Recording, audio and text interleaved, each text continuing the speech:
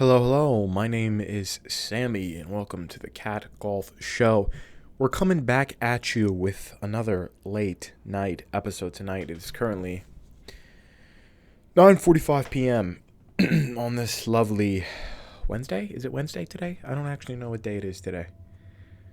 Wednesday, I'm pretty sure. On this Wednesday evening, Wednesday night, I actually just got back from the theater seeing Sinners with my good friend. So I figured I'd hop on here and give a little rundown of what I thought about the movie and just like a general sort of life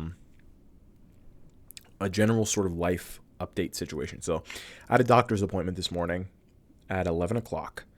And so as I've said in previous episodes, which you can go back and reference, whatever, I started taking Zoloft for my depression. And like I said, I'm new to antidepressants. I've never been on medication before late last year when I started taking Buspirone for anxiety. And that did mildly help my anxiety. But overall, Buspirone is not a long-term solution to anxiety, especially not GAD, which is what I have, generalized anxiety disorder. And it also doesn't really treat depression. Like sometimes doctors apparently will use it to treat depression, like mild depression, but it wasn't doing anything for my depression at least. So started Zoloft.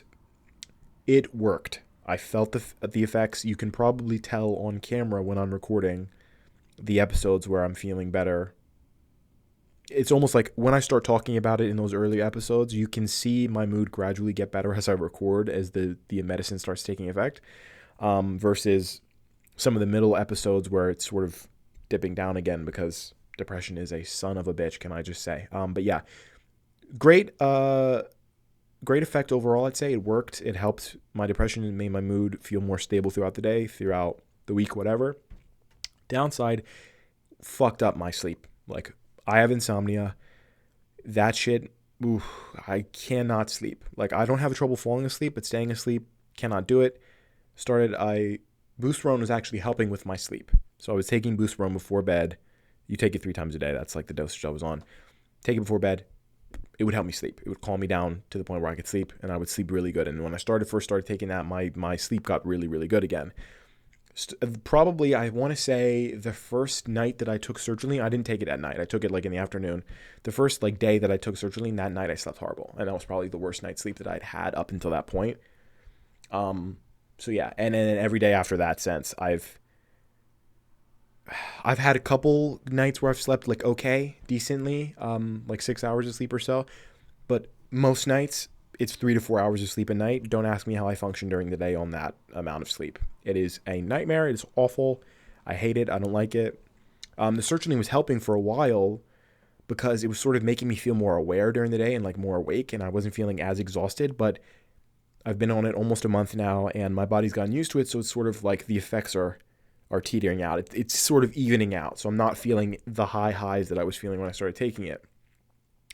Yeah, so my depression is worsened again as my body's gotten used to it, or it's like the sadness has evened out the happiness that I was feeling because I was taking it. So yeah, and my sleep has been awful, which doesn't help my depression and my sadness and anxiety. So yeah, got prescribed Lexapro today instead because it's like my doctor said, yeah, if the insomnia hasn't subsided by now, 3 weeks in, 4 weeks in, however long in, then it's likely that it's gonna stay throughout your whole usage of this medication, and we don't want to. There are other medications we can give you for sleep, but this is me talking now. Me personally, I don't necessarily want to take another medication for sleep as well. It's like, for the longest time, I felt so bad about starting any medication at all because it's like my family had demonized medication pretty much my entire growing up. I know that just in the Black community and just in communities in general, it's like frowned upon to take medication. But my family definitely was like, yeah, we don't trust what those do to your brain. They fuck up your head. They like do horrible things to you. They change your personality. They make you a zombie. All this stuff. So it wasn't until my adulthood where I was like, okay, I don't have to live like this. I don't have to be miserable all the time. I can take something to sort of alleviate these symptoms that I'm having. So I started taking it. But yeah, Lexapro Don't have any experience with it. None of the people that I know, none of my friends take it. So I'm a little bit nervous. Apparently, it is Insomnia 1. My doctor was reading me the list of antidepressants today in my appointment. And she was like, oh, yeah, this one's Insomnia 2. This one's Insomnia 2. This one's Insomnia 3. This one is Insomnia 1. And I was like, okay. So, yeah, we're going to try this. She said she usually recommends patients try at least 3 different antidepressants before we make a final decision on which one works best. So I'm on to my second one. So fingers crossed, second time's the charm, maybe. Yeah, so I start that tomorrow. I'm a little bit nervous. Going to take it in the morning. Going to see how I feel. Hopefully it's okay. I was seeing a lot of discourse. I try not to research the medication I try not to look up side effects and such of medication before I start taking it too much, because I don't want to make myself paranoid. Like before I started taking Buspirone back late last year, I was looking up shit on Reddit and people were saying all kinds of crazy shit that it made them like feel and do. And I was like, holy crap, I'm scared to take this now. And I took it and it was fine. It was completely fine. But yeah, that's neither here nor there. This is supposed to be a Sinners movie review. So let's get on to the main topic of the episode. Sinners. What did I think? What do I rate it? Etc. etc. So starting out, first of all, this is probably... Well, I guess it's not technically my first Ryan Coogler film because I have seen Black Panther and it was mid. I did think it was mid. But it was a Marvel movie. So it's like, sure, you have a good director behind the camera, but it's at the same time, it's like Disney. That's Disney shitting out a film, the MCU. And also, it's just like, it's Marvel. So it's like, I understood the vision. I didn't hate the film. It was one of the better Marvel movies as far as I can remember, the first Black Panther. But yeah, so this is technically, I guess this is my second ever Ryan Coogler film that I've ever seen, and I want to say that it is a solid 9.5 out of 10 for me. I never give films 10 out of 10, but when the credits started rolling for this film, I was like, damn, this might be a 10. No exaggeration. We're pretty late seeing it. It came out, I want to say the beginning of this month, and it's now the 28th, and we're just now seeing it, and I'm like, yeah, way late to the party here. Funny mini story here. So, theater, super small. Crowd, super small. There were 6 people. It was me and my friend, and then 2 other couples. Fun story. One couple got up and walked out in the middle of the movie, which my friend pointed out to me afterwards. He's like, oh yeah, did you see that couple in front of us, like, get up? Oops, I just hit my mic. He was like, yeah, did you see that couple get up and leave during the movie? And I was like, wait, what? What are you talking about? They left? I saw the woman get up and, like, go, and I thought she was going to the bathroom because the couple that was sitting behind us had gone down to go to the bathroom and come back. So I wasn't paying attention to them. Obviously, I was watching the movie. So, but yeah, we stood up and they were gone. I mean, to be fair, me and my friend were the only people of color there. There was 2 other couples that were white and older. So I'm like, if you've seen the movie, you know, they say the N-word. I could understand how it would be uncomfortable for white folks to necessarily sit through that, where it's like, it is a very strong, powerful depiction of black culture and community in a film. So for white audiences, I can understand. And there's also KKK in the film, and the white folks are the villains. So yeah, I can understand how for a white audience that could necessarily be uncomfortable for them. But it's like, bro, you paid $12 whatever for the tickets. Stay and watch the movie. That's crazy. People always talk about, I got up and left. Like on Rotten Tomatoes, I read the like user reviews, the audience reviews, whatever sometimes, and they're like, yeah, I got up and left. What a waste of my money, waste of my time. I'm like, people don't actually do that. This is for content. This is for their review that they're leaving on Rotten Tomatoes. No, people actually do that apparently, and this is the first time I think since I've started going to the movies in my adult life where I've actually witnessed someone get up and leave during a movie for whatever reason. Like, crazy. And they left like as it was getting really good too, from what I remember. But yeah, what do I have to say about the movie? I thought it was fantastic. I thought everyone gave a killer performance. Holy shit.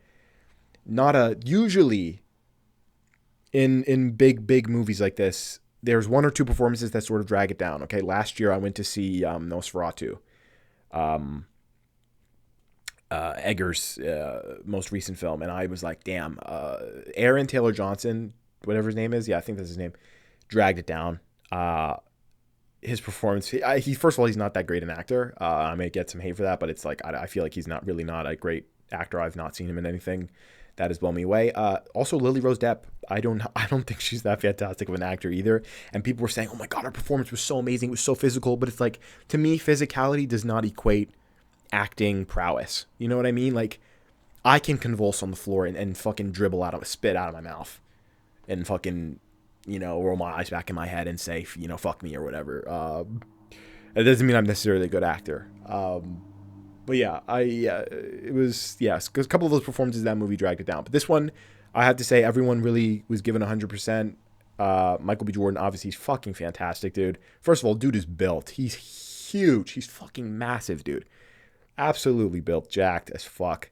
Such a cool character. I loved, and this is not really a spoiler, I'm not going to go into spoilers, but I loved that him and his brother, which is just him, are fucking black mobsters, dude. That shit is so fucking cool. Because I wasn't sure from the trailers and like from when the movie started. I was like, okay, they're definitely wealthy, but and they come from Chicago. And I'm like, they came back from Chicago. And I'm like, I don't know how this ties into the film. I don't know like what it is that they've done. They've got all this money, and then you find out later, and then later on that they were involved in like gangsters and like mobsters, whatever. That's super fucking cool.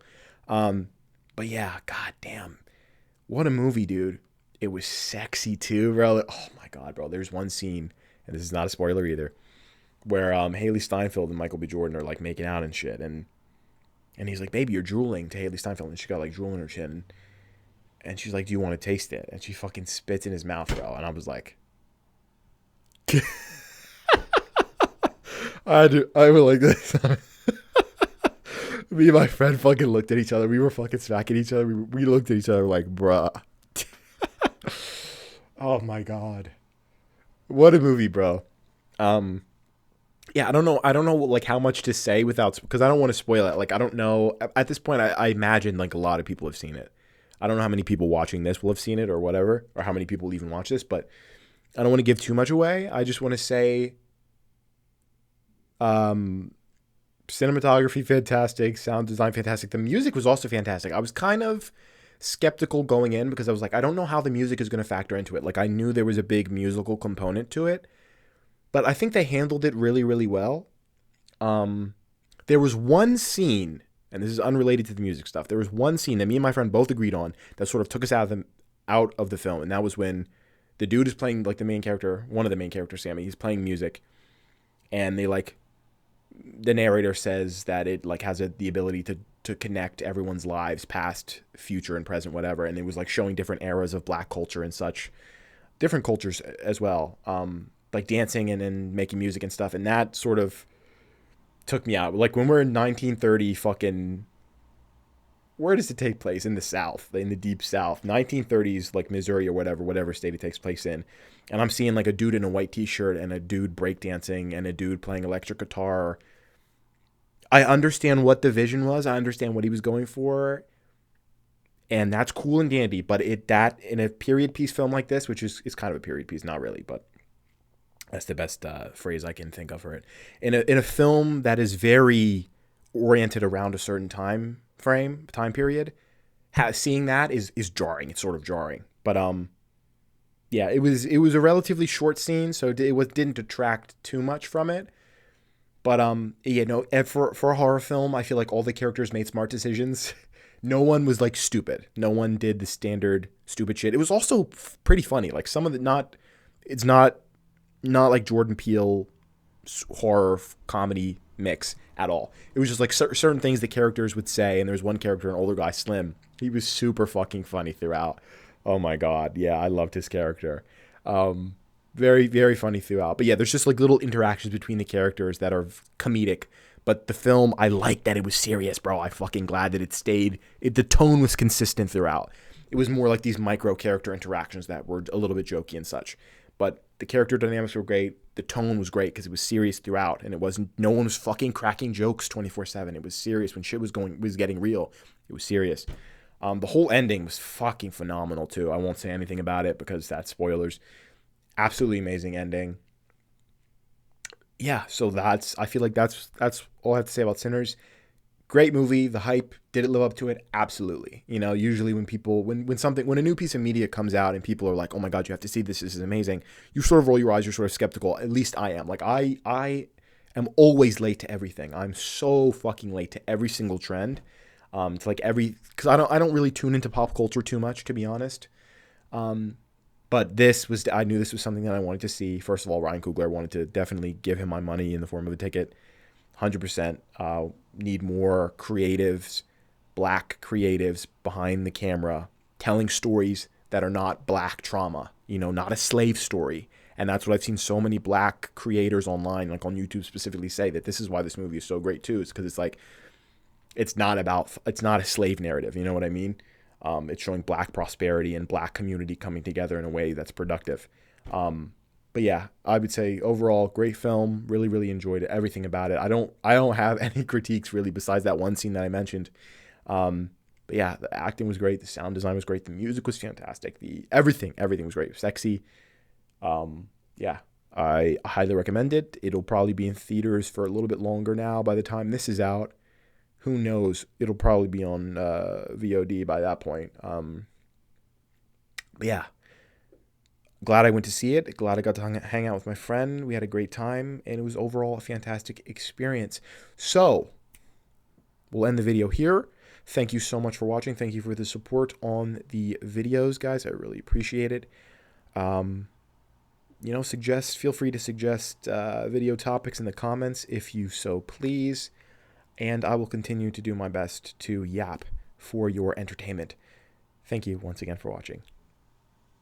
Have a great night. Ta-ta.